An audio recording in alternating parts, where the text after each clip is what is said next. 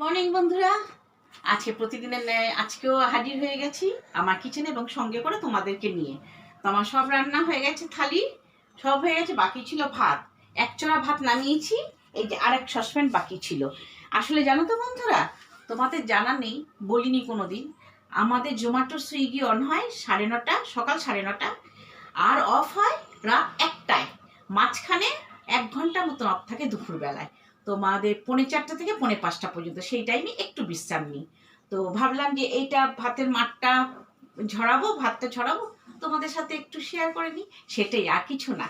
আসলে পরিবারের মানুষদের সাথে না সব কিছু মনে হয় শেয়ার করতে ভালো লাগে, আমার অন্তত ভালো লাগে।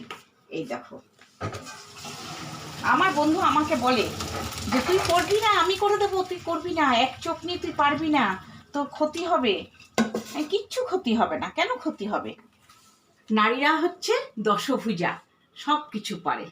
তো চলো দেখতে থাকো, সঙ্গে থাকো, চ্যানেলটা সাবস্ক্রাইব করে। এই ডাস্টটা নিয়েই বললাম, চলো।